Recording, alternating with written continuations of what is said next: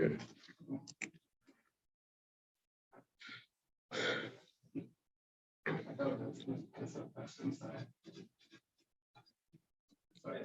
I can make that here.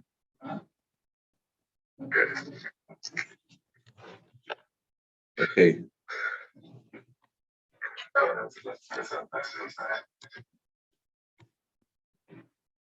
So where do we get for yesterday?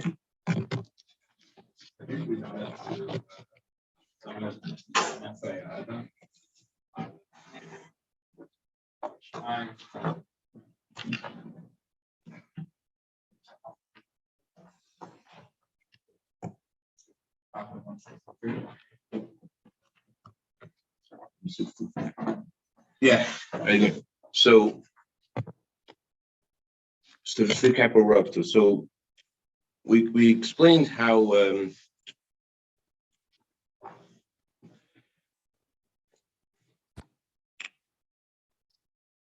neshamas in this world have an advantage over neshamas in Gan Eden. And that's the sentence that the Maimer is based on. I am dark and I am beautiful.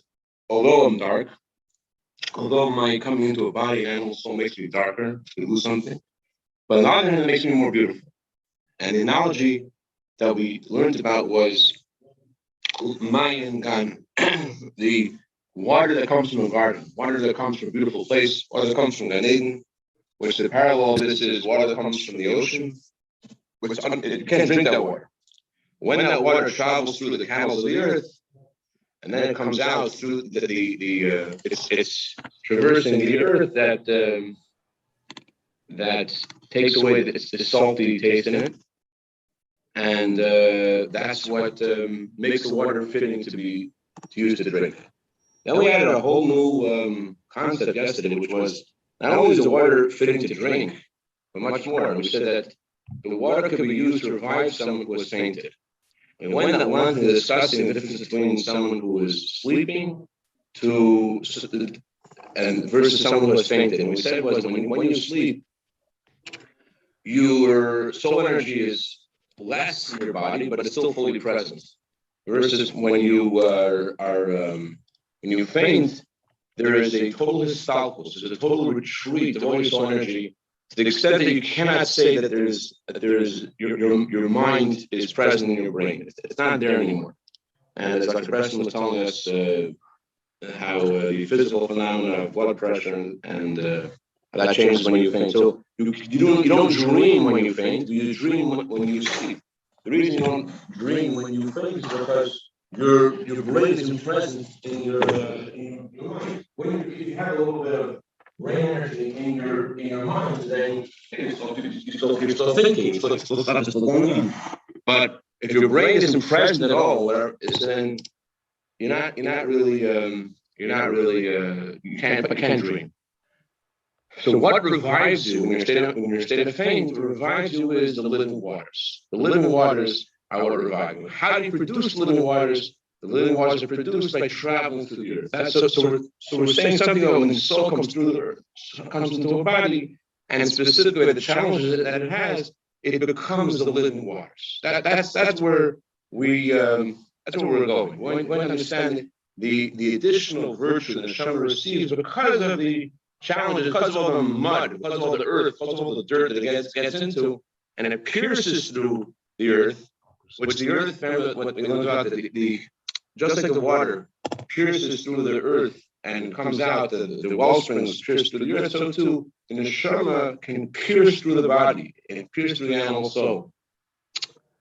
There's a beautiful part in Kotzker Rebbe. It says in the pasuk, and the Gemara says, I'm sorry, open up for me like the opening of a needle, and I'll open up for you like the opening of the ulam. The ulam, the huge doorway in the Beis Hamikdash, didn't have a door. So the Kotzker Rebbe said, why did it say open up for me like the opening of a needle specifically? What's up to the needle? And in other words, the point of the Gemara is to say that the slightest opening of the Eibush takes the slightest opening and it goes all the way. He's like, oh, you open it a little bit, I'll open up to much greater opening. What's happened is the opening of a needle. Why the needle specifically? So Kotzker said the needle has two sides. There's the whole needle and there's the pointed needle. When it says open up to the there are two opinions in the commentaries of that pasuk, of that passage, which side it means. He says it means the point of the needle. And the reason why we're comparing the opening we make for Hashem to the opening of the needle is when you open up for the Eibishter, it may be one moment of time, one tiny speck of your life, but it has to be like a needle. It has to be piercing. It has to be something that pierces you, that something that does something to you, that you go somewhere. So, as in Hayom Yom, it talks about the value of a sigh. One union says the sigh is worth nothing. One action is better than 1,000 sighs. Another union says that it says that a sigh is considered a great shuvah. Which one is it? So the third union, for Gimel Tevis, whatever says with a sigh alone you can't be saved, but a sigh is a good wake-up call to get stuff done. So if you have that moment, you're like things have to be different, and it takes you somewhere. So that's an example of how your neshama pierces through your body, how the water of your soul, which comes from the Eden, it pierces through the earth, pierces through the body, which comes from the earth. So then, when it happens, when the neshama is able to come out, the neshama comes out a lot stronger way than it does in the Eden. That thought, the neshama of Shuvah, for example, is a far greater and more potent thought than whatever kinds of thoughts the neshama has in the Eden. Okay, so that's what we said basically in Beis, and now in Beis Gimel, we're going to go further into understanding what exactly are the canals of the earth in the analog. In the parables, the water goes through the canals of the earth before it comes out. What are the canals of the earth? So specifically, the body is a lower kind of, it's more earthy than all other creatures in the world. All the creatures in the world, God made the soul and the body at the same time. God made the trees with their soul. God made the rocks with their soul. A human being, God made a human being first to be inanimate, and then Hashem specifically, after Hashem made the human being, then Hashem blew into a person the spirit of life. Oh, there's a very big echo in the audio. This is Rav from Mordechai. Meaning, it's on YouTube, and I did it myself. So I'm sure that is what's going on. Cheers.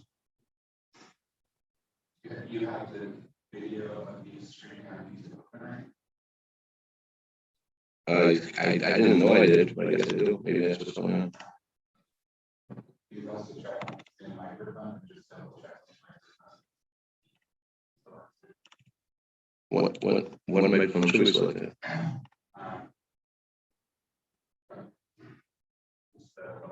Just the camera microphone.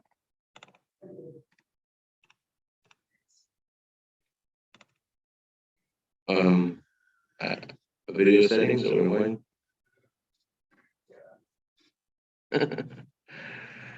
Video settings, is that what we're going? Down. Audio. You control the little microphone icons. You put the drop down like we did for the video camera on the Zoom panel on the bottom. On the Zoom panel on the bottom. You know where you can mute yourself? Yeah. You click right next to the microphone icon. With a little speakers, microphone array, microphone array, Realtek ARB audio. Yeah, microphone C505 HD webcam.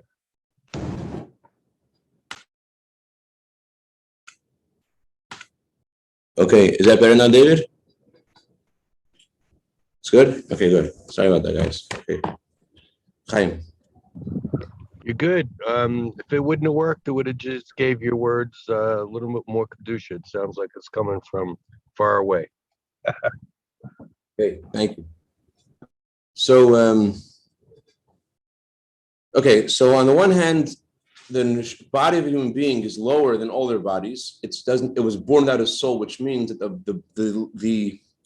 the place of the body, where is the body in the hierarchy of inanimate, vegetation, animal, and human? The body of a human being is the inanimate. And into the body, Hashem puts the highest kind of neshama. He puts the soul of a yid, which is above all the angels. And Hashem marries the neshama to the body in order to elevate the physical world. And by the neshama becoming attached to the physical body and here working with the body, that's when the neshama becomes living waters. Let's go on 163. By a day. By a day, and by the neshama becoming invested within the body and being involved in mitzvahs and the service of the heart, to elevate all physical things. The neshama becomes fresh waters. Specifically because it's attached to the body. Because it's attached to the body, there's something more. What's the more? Before the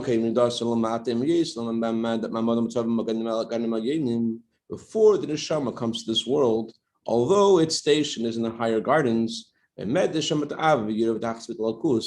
it stands there with love and reverence to the Eibishter, total nullification, total devotion to Hashem. It's still compared to the water of the ocean. Next page, it's still compared to salty water.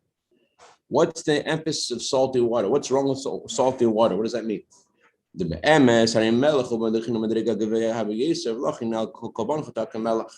truth is that salt's a good thing. Salt represents a very lofty thing. And that's why the Torah says, whenever you bring a sacrifice, bring the sacrifice with salt. The Torah says about salt that salt is the covenant of Hashem.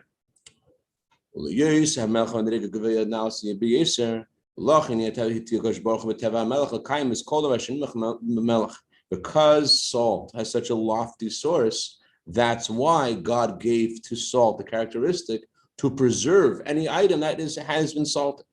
So salt, why is salt a preservative? Salt is a preservative because of its lofty divine origin. Or, as they translated here, because salt alludes to such a lofty level. So because salt is a parable of such a lofty thing, therefore it has this characteristic. But the language of the Maimer sounds more like because the salt is a lofty thing. It's not just it alludes to something. In other words, there's something about what the salt is a parable for that is in the presence, is in the salt itself. Aval imzeh harimei hayam. In other words, it says in Chassidus, for example, that the sun is a parable for Yudke Vavke. And it says in Chassidus, that's why it's easier in a way to serve Hashem in the summertime than it is in the wintertime. There's two Yom Tovim, this Pesach and Shavuos in the summertime. It's easier to serve Hashem in the summertime. There's more of the Yudke, there's more of Hashem shine, there's more of Yudke Vavke, it's more revelation of Hashem in the summertime. On the one hand, it also says that it's harder because the body also is more of a state of revelation as well. There's more, the body's more active, etc. in the summertime, and that's why you learn Pirkei Avos. But anyways, the point I wanted to say was that the sun is a parable for Yudke Vavke, but not just it's an abstract parable. Chassidus says, Alter Rebbe said that whenever you have a parable in Chassidus, the parable actually emanates from the analog. The parable comes from the analog. So it mirrors the analog. So the sun, what's happening with the sun is reminiscent, or it's not just symbolic, but it reflects what happens in with Yudke Vavke. Yudke Vavke is more revealed, therefore the sun shines more. So it's hotter because Yudke Vavke is shining more. What's happening there goes into it affects the sun. So in a similar way, but the salt comes from this lofty divine place, and therefore the salt has this characteristic. Therefore, the salt preserves things.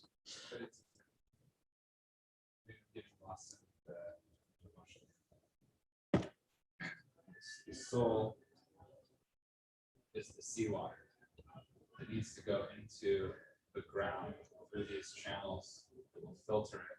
So it can be refined, to filter it. Salt is a level of godliness that is so high that it can't all sides for on the Korbanos, so it has to be removed from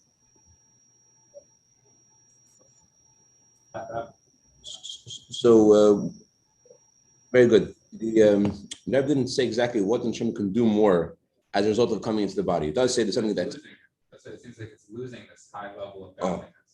So we didn't say what that means. What it's losing, what it's gaining. We didn't say that yet. Let's see.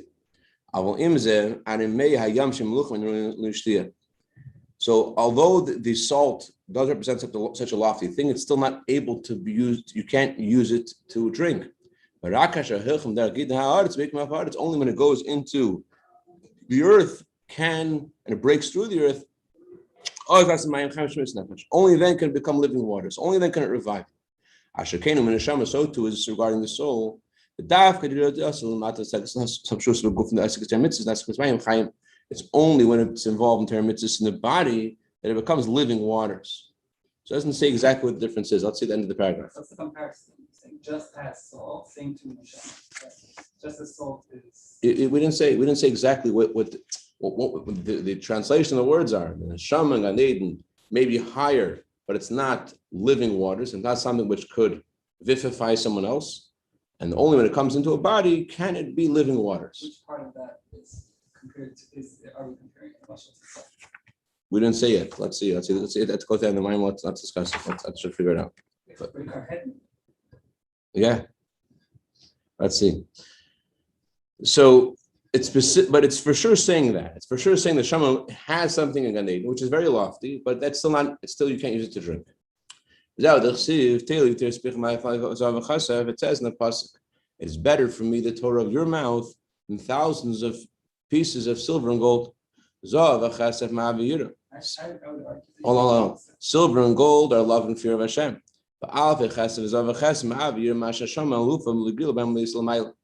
And the thousands of pieces of silver and gold refer to the love. The word 1,000 is related to the word accustomed to.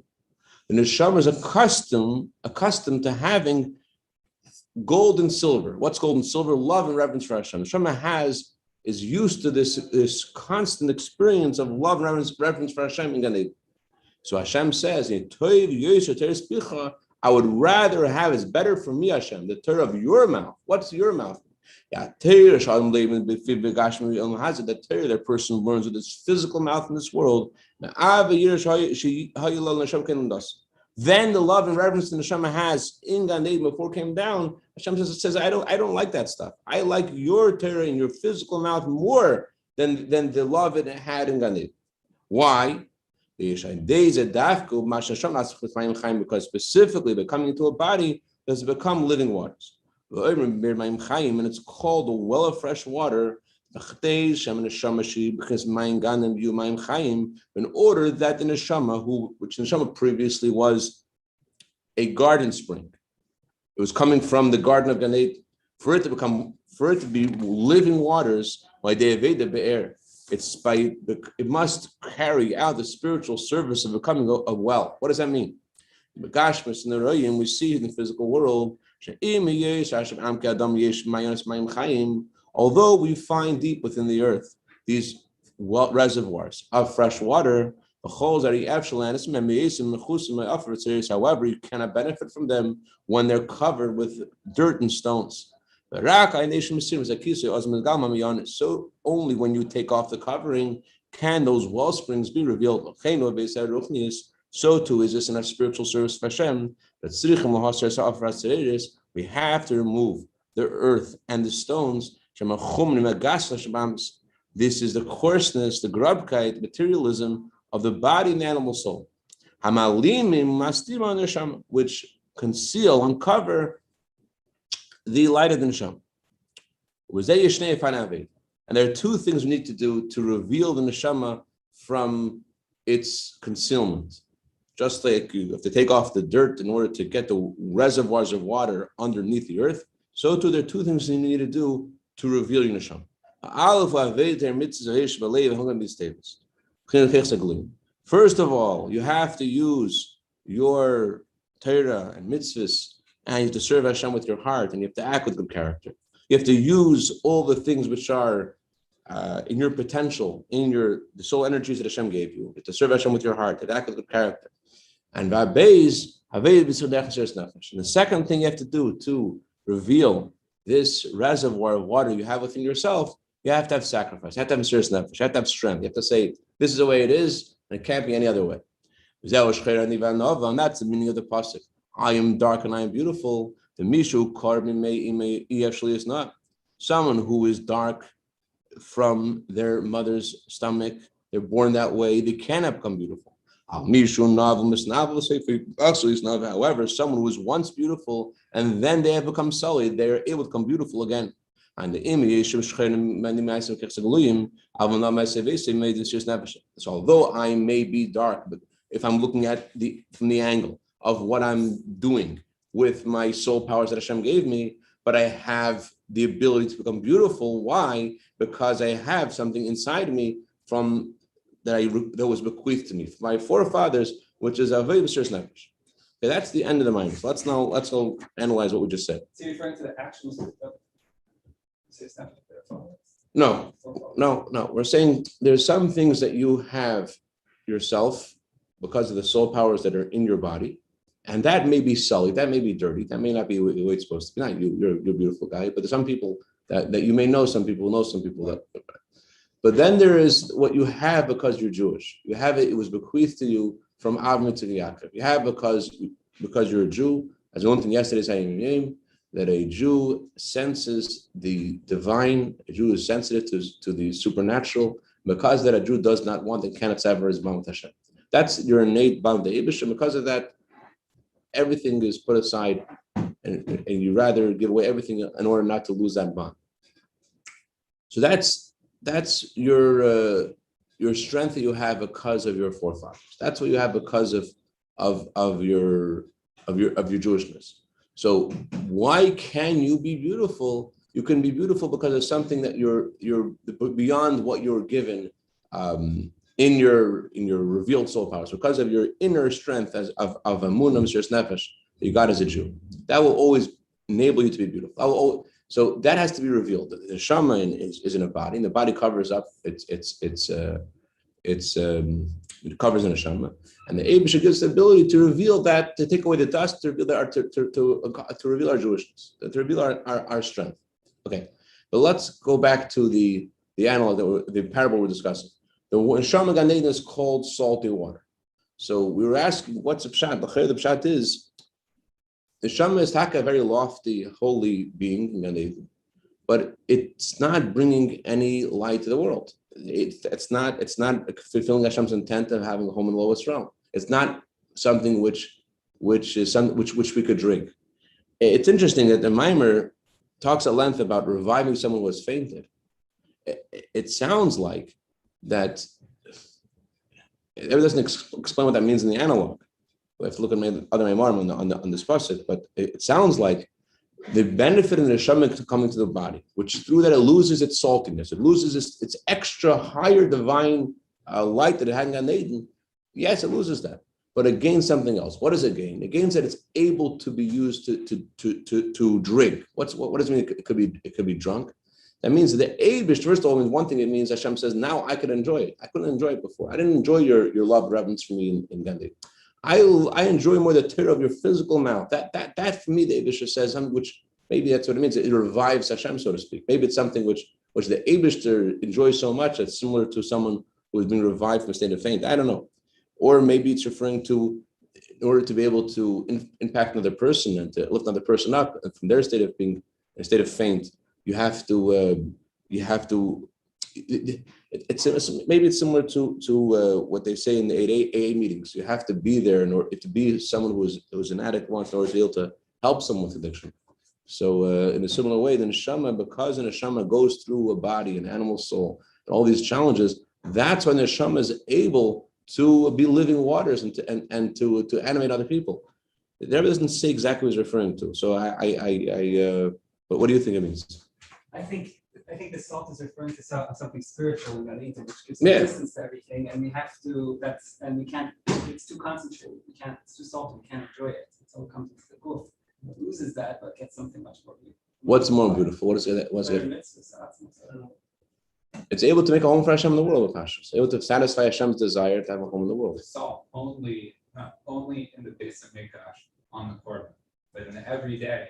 We have to lose that to come down into this world. We come down into this world, and we have to go through this refinement process. The water becoming fresh is through our avoda of Torah mitzvahs, and we give up the lofty level of continuous godly connection to go into the physical realm, which then at the end he later says is the Nefesh Bahamas, is the coarse materiality. Yeah. And even though we can, with our Torah and mitzvahs, refine the soul, we still have to access it in a well-like function, which means removing more and more of the physical to penetrate and access that water. But we have to do it ourselves. It can't come from Hashem and it can't come from the forefathers. It has to be something where we're refining the water and we're accessing the water. Good, excellent. What's the word that was saying about the water becoming better? How is the water fitting to drink here? What does that mean? It's fitting to drink.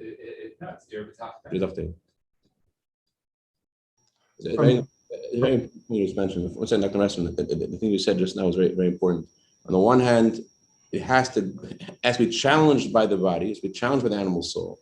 On the other hand, it has to, which means like it has to lose something. In other words, the fact that we're in a physical body, on the one hand, that means that the Neshama is losing something. It's going through the earth and it's losing something.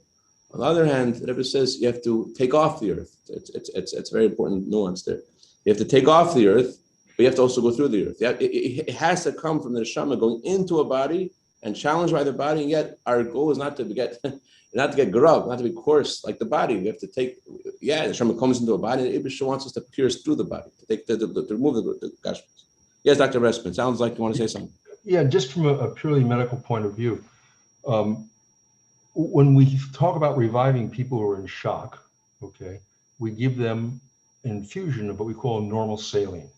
Normal saline is 0.9% salt and water.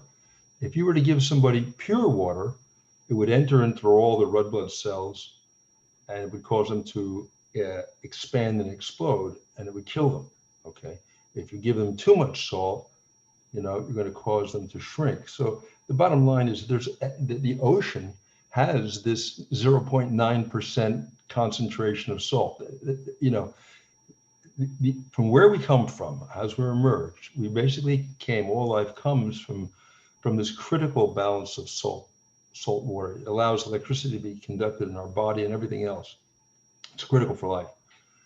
So too much water, if you live just pure, now I'm getting really abstract, but if you're just pure water and you're not involved in life, well, then you're just pure water. If you have the right amount of balance of the salt, the permeation of God's existence, then you're doing fine. Too much salt, goes the other way. You get preserved, but you're not real.